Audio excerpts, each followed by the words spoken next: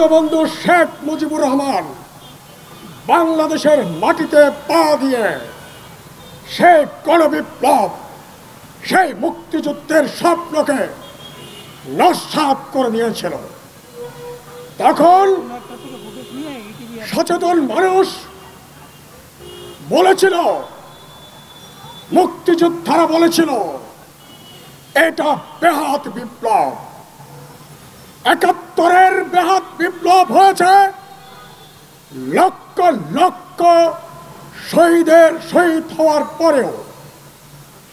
এই ২৪-এর মুক্তির লড়াইয়ে কতজন শহীদ হয়েছে?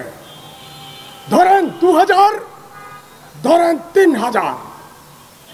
৭১-এর মুক্তিযুদ্ধে লক্ষ লক্ষ শহীদদের সাথে লক্ষ লক্ষ গুলিবিদ্ধ আহত মানুষের সাথে কারা প্রতারণা করেছে?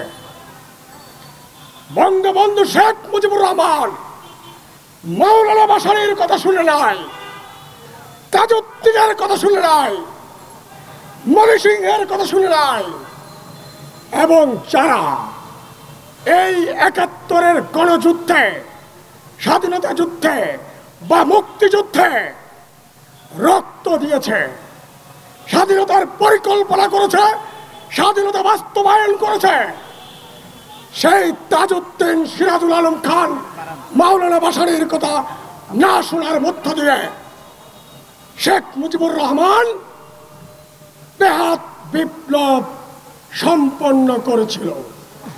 এর পরিণতি কি হয়েছিল? গোষ্ঠী সুদ্ধা নিহত হতে হয়েছিল, তাই না? এখন সেই শেখ মুজিবুর রহমান স্বাধীন বাংলার মাটিতে পা দিয়ে গণপরিষদে কি বলল? আজকে পাহাড়ি বাঙালিদেরকে নিয়ে প্রোগ্রাম, আমাদের বাংলাদেশিদেরকে নিয়ে প্রোগ্রাম। সেই শেখ মুজিবুর রহমান কি বলেছিলেন? পাহাড়ের নেতা লারবার ডিবেটে গণপরিষদে কি বলেছিলেন? বলেছিলেন, পাহাড়িরা তোমরা বাঙালি হয়ে যাও।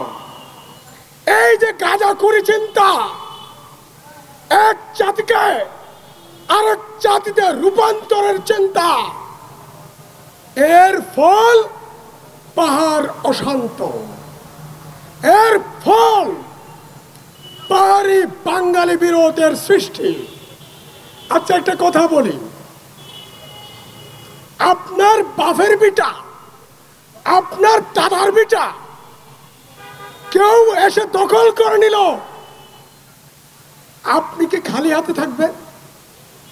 আপনি কি আপনার বাপের বিটা রক্ষা করার জন্য সশস্ত্র হবেন না?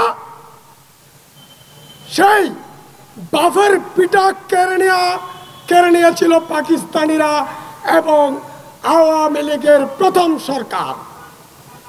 সেজন্যই পাহাড়িরা নিজেদের আত্মরক্ষার জন্য